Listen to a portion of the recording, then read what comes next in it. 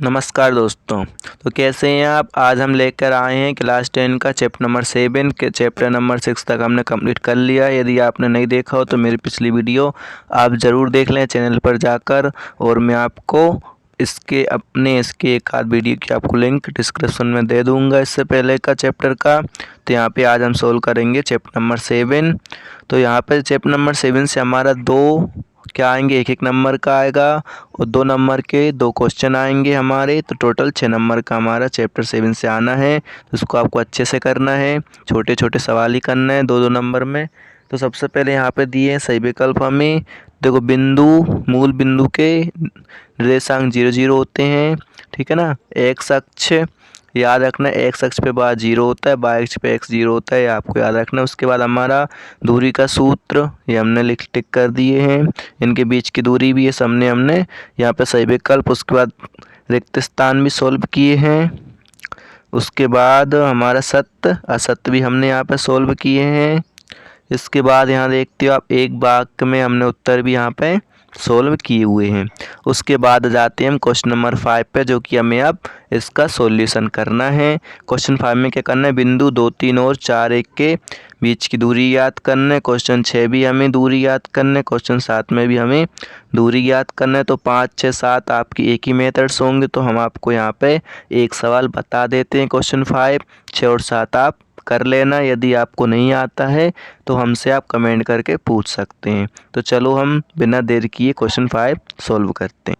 तो यहाँ पे क्वेश्चन नंबर 7, तो हमें क्या है, हमें 2 बिंदु दिए हुए ए और बी। हमने मान लिया कि 2 बिंदु ए 2, 3 और बी हमारा 4, 1 है। तो यहाँ पे देखो, जो हमारा ए का पहला है वो x1 होता है और दूसरा y1 होता है। उसी प्रकार बी का पहला जो है 4 वो x2 है और दूसरा y2 है। तो हमें हमेशा याद रखना है, पहला बिंदु हमेशा क्या होता है, x होता है, उसका दूसरा y होता है, ठीक है। तो x1 2 है, x2 4 है, y1 3 है, y2 1 है। तो दूरी का सूत्र लगाया हमने, x2 माइनस x1 का whole square, y2 minus y1 का होल स्क्वायर। यहाँ मान रखिए हमने x2 4, x1 2, उसी प्रकार y2 1 और y2 3, माइनस किया 2, यहाँ माइनस किया, स्क्वायर किया 4 और 4 4 8 हो गया। 8 का 2 इंटू 2 इंटू 2 होता है। तो 1 2 बाहर आ गया, 2 अंदर। तो हमारे बिंदुओं के बीच की दूरी 2 अंडर रूट 2 आ गई यहाँ पे। तो हमारा क्वेश्चन 5 यहाँ कंप्लीट हो गया। आपको इसी प्रकार क्वेश्चन 6 और 7 भी करना है। मैं आपको क्वेश्चन 8 करवाऊँगा। आपको ज़्यादा टाइम ना लेते हुए, आपका टाइम ज़्यादा ना लेते हुए मैंने यहाँ पे 6 और 7 को आपके लिए छोड़ दिया है। तो आप इसको कर लें, नहीं आता है तो मुझसे पूछ लें। तो यहाँ पे आपको 6 और 7 में दूरी ज्ञात करने इसी प्रकार कर लेना। उसका 8 देखते हैं हम। उस त्रिभुज का क्षेत्रफल ज्ञात कीजिए जिसके शीर्ष हमें ये 3 दिए हुए हैं। तो हमें क्या करना है त्रिभुज का क्षेत्रफल। यहाँ पे देखिएगा, क्वेश्चन 8 में त्रिभुज का क्षेत्रफल ज्ञात करना। हमने मान लिए त्रिभुज के 3 शीर्ष ए 1 -1 बी -4 6 और सी -3 -5 है। हमने आपको बताया था कि x1 पहला होता है, दूसरा y1 होता है। तो हमने सभी के मान लिख लिए, x1 x2 x3 y1 y2 y3। हमने क्या किया, त्रिभुज के क्षेत्रफल का फॉर्मूला लिख लिया। आपको फॉर्मूला याद रखना है, 1/2 x1 y2 minus y3 plus x2 y3 minus y1 और x3 y1 माइनस y2। इसमें सभी मान रख दी हमने। उसके बाद हमारा त्रिभुज का क्षेत्रफल आ गया 24 वर्ग मात्रक। त्रिभुज वर्ग में होता है इसलिए हमने उसको वर्ग मात्रक लिखा है। यहाँ पे कोई हमें सेंटीमीटर मीटर नहीं दिया, इसलिए हमने वर्ग मात्रक लिख दिया पीछे। उसके बाद हमें क्वेश्चन 9 10 11 इसी प्रकार करना है। आपको क्षेत्रफल निकालना है और नहीं आता है तो आप कमेंट करके पूछ सकते हो। तो यहाँ पे हम देखते हैं क्वेश्चन 8 कंप्लीट हो गया। क्वेश्चन 9 में भी हमें बिंदु में बनने वाले त्रिभुज का क्षेत्रफल ज्ञात करना है। तो ये भी आपको 8 की तरह करना है। 10 में उस त्रिभुज का क्षेत्रफल ज्ञात कीजिए जिसके शीर्ष ए भी आपको 8 की तरह करना है और आपको 11वां भी 8 की तरह करना है। अब हम देखेंगे क्वेश्चन 12। क्वेश्चन 12 में दिया है आपका 12 में दिया है के का मान ज्ञात कीजिए यदि बिंदु ए 2 3 बी 4 के और सी 6 -3 संरेखी हैं।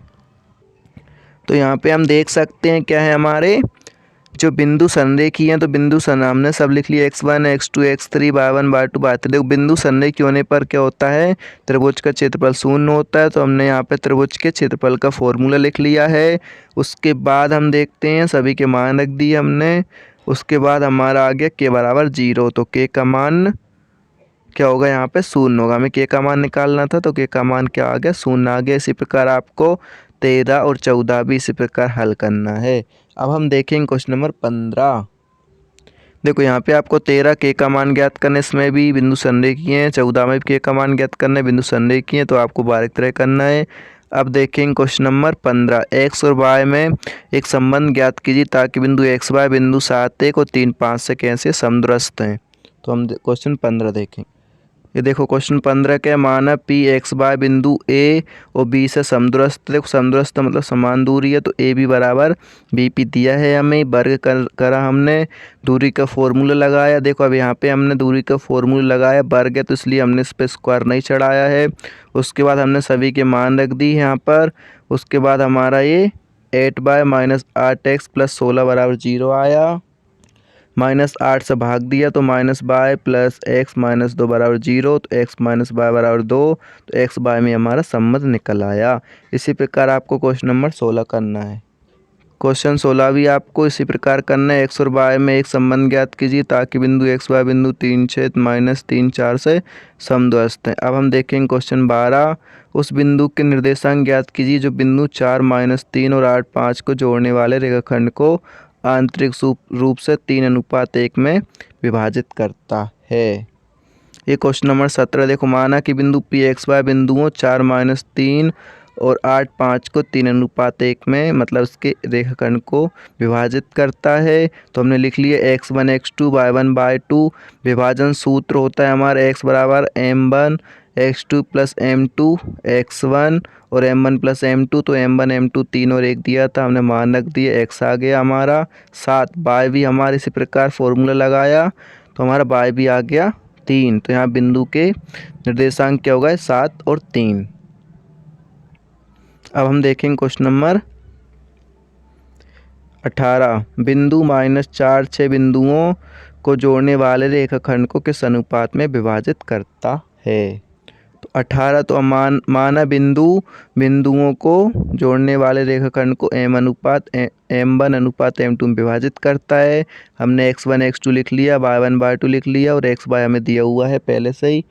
उसके बाद विभाजन सूत्र लगाया हमने, हमारा ये लिख लिया विभाजन सूत्र। तो यहाँ x y दिया हुआ था तो हमने यहाँ पे सिर्फ क्या लिया, x का मान लिया -4 बराबर 3m1 minus 6m2 m1 plus m2। इसको हमने सोल्व किया, त्रिक गुणा किया तो हमारा m1 m2 अनुपात 2:7 आ गया। तो बिंदु रेखाखंड को 2:7 में विभाजित करता है। अब क्वेश्चन 19 देखेंगे। क्वेश्चन 19 में हमें क्या है, बिंदु 5 -6 और -1 -4 को जोड़ने वाले रेखाखंड को बायक्ष किस अनुपात में विभाजित करता है। इस प्रतिच्छेद बिंदु के निर्देशांक भी ज्ञात करना है। तो बायक्ष ज्ञात करना है तो यहाँ पे x हमारा 0 होगा, ठीक है। तो इसलिए हम देखते हैं ये 19 देखते हैं। माना बिंदु 5 -6 a और b को जोड़ने वाले रेखाखंड को बायक्ष के अनुपात 1 में विभाजित करता है। तो तब विभाजन सूत्र लगाया के अनुपात 1। तो ये हमारा k क्या है, m1 और 1 क्या है, m2। तो हमने लिख लिया विभाजन सूत्र। बायक्ष पर भुज 0 होता है, भुज x होता है, कोटि y होती है, ठीक है। तो इसलिए हमारा -k + 5 और k + 1 0 हो गया x। तो k का मान 5 आ गया। तो वांछित अनुपात 5:1 आ गया और k का मान 5 रखने पर प्रतिच्छेद बिंदु होगा 0 और -13 और 3। जो मान हम का रखेंगे k अनुपात 1 बराबर लिखा है ना, तो k -k + 5 k + 1 और -4k -6 k + 1। यहाँ यदि आप क्या रखोगे, 5 रखोगे तो आपका 0, देखो 0x तो ऑलरेडी है आपका, ठीक है, लेकिन आपको सिर्फ बाय करना है क्योंकि बायक्ष है तो x 0 होगा। अब हम देखेंगे क्वेश्चन नंबर 20। यदि बिंदु a b c और d एक समानांतर चतुर्भुज के शीर्ष इसी क्रम में हो तो p का मान ज्ञात करना है। तो ये 20 हमारा है, चतुर्भुज दिया है, बिंदु लिख ली हमने, विकर्ण बना ली, ओ पे प्रतिच्छेद कर रहे हैं। तो हमें पता है कि समांतर चतुर्भुज के विकर्ण परस्पर समद्विभाजित करते हैं। तो समद्विभाजित करते हैं तो AC के मध्य बिंदु के निर्देशांक और विकर्ण BD के मध्य बिंदु के निर्देशांक बराबर होंगे, क्योंकि ये प्रतिच्छेद करना मतलब समान भागों में विभाजित करना। तो हमने क्या किया, मध्य बिंदु के निर्देशांक का फॉर्मूला लिख लिया, जो होता है x1 x2/2 y1/2/2। हमने मान रख दिए सभी में और हमारा P का मान 7 आ गया। यह हमारा क्लास 10 का चैप्टर नंबर कौन सा 7 कंप्लीट होता है।